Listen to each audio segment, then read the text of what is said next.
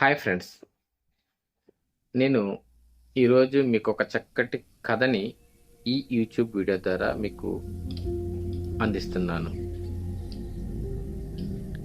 అనగనగనగనగా ఒక చిన్న పల్లెటూరు ఉండేదంట. ఆ పల్లెటూరులో ఒక కుర్రోడు ప్రతిరోజు కూడా పెద్ద అందమైన జమీందార్ గారి బిల్డింగ్ ఎదురుగుండా వెళ్తూ, ఎప్పటికైనా నేను ఇలాంటి బిల్డింగ్ని కట్టుకోవాలి అన్న ఒక డ్రీమ్ అనేది ఏర్పాటు చేసుకున్నాడు. ఆ డ్రీమ్ అనేది అతను ఏ విధంగా పెరుగుతున్నాడో దాని మీద ఆశ కూడా అతనికి అలాగే పెరుగుతూ, అతను సంపాదించే టైం వచ్చేటప్పటికి మ్యారేజ్ అయిన తర్వాత, పిల్లల కన్న తర్వాత కూడా రాత్రింబవళ్ళు కూడా కష్టపడి కష్టపడి కష్టపడి తిని తినక, ఎండనక వాననక పనిచేసి కోట్లు సంపాదించి ఎవరు ఊహించని విధంగా ఒక పెద్ద బిల్డింగ్ అనేది తను కట్టుకోవడం జరిగింది.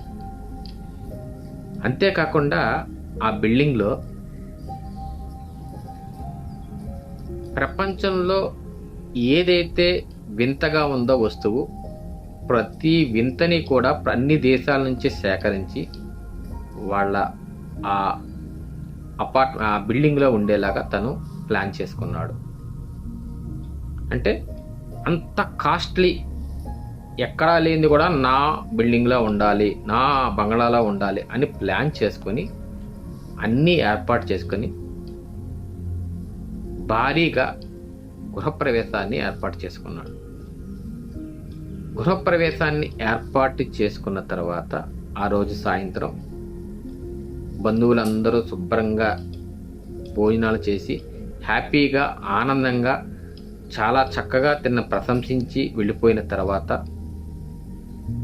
ఒక్కసారి ఆనందంతో తన యొక్క ఆ బంగ్లాన్ని చూసుకుని నిద్రించడానికి వెళ్ళేటప్పుడు భార్య పిల్లలు చూసేటప్పటికి వాళ్ళు కూడా ఆనందంగా ఇంకా కబుర్లు చెప్పుకుంటూ, బంధువులతో కబుర్లు చెప్పుకుంటూ, ముచ్చట్లు చెప్పుకుంటూ ఉన్నారు.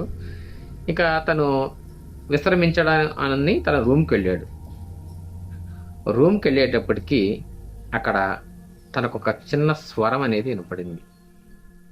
మరి ఇక నేనే వెళ్ళొస్తా అని.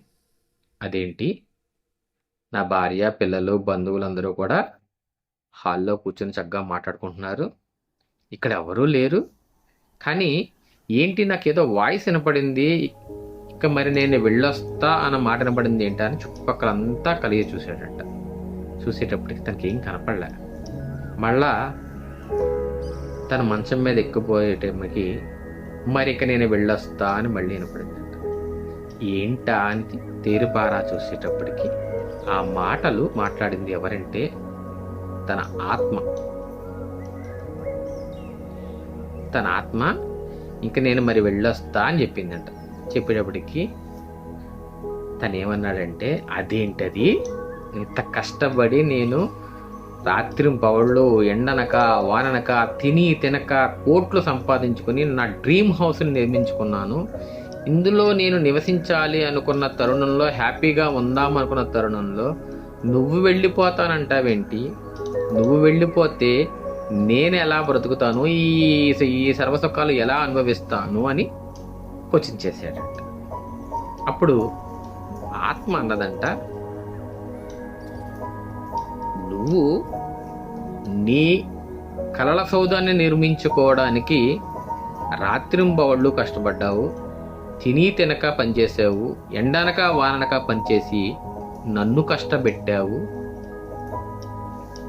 నీ శరీరం ఇప్పుడు శిథిలావస్థలో ఉన్న ఒక భవనాన్ని తలపిస్తుంది, తింటే అరగదు, షుగరు బీపీ నీకు లేని జబ్బులంటూ లేదు.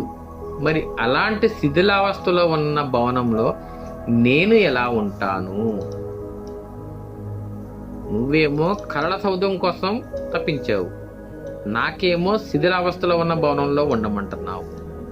నీకు ఇది ఎంతవరకు సబబు అని ఆత్మ తనను ప్రశ్నించిందంట.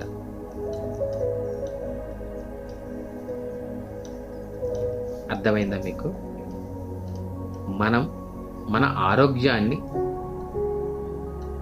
పక్కన పెట్టి మన కళ్ళ సౌదాల కోసం మనం పరిగెడుతున్నాం తప్ప మన శరీరానికి, మన ఆత్మకి, మన ఆత్మ ఉండే మన శరీరానికి మనం ఎటువంటి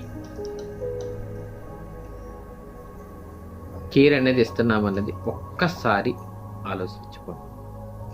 ప్రస్తుతం మనం తెల్లవారుజామున లేచి చూసిన పేపర్లో కానీ టీవీల్లో కానీ మనకు కనపడేవి ఏంటంటే సడన్ హార్ట్ అటాక్లు. ఎందుకు? అవన్నీ కూడా రాత్రింబవళ్ళు తిని తినక సంపాదించి ఎంజాయ్ చేద్దాము అనుకున్న టైంలో ఆ ఆత్మలు వారి శరీరాన్ని విడిచి వెళ్ళిపోతున్నాయి. అంటే వాళ్ళ శరీరాన్ని, వాళ్ళ ఆత్మకు సుఖాన్ని ఇవ్వకుండా కష్టపడ్డారు. సుఖపడే టైంకి వారికి లేకుండా పోయాయి. ఈ కథలో సారాంశం మీకు అర్థమైతే మీరు కూడా కొంత కష్టపడండి, తప్పు కాదు. కష్టపడండి, మీ ఆరోగ్యాన్ని మీరు కాపాడుకోండి. Thank you friends.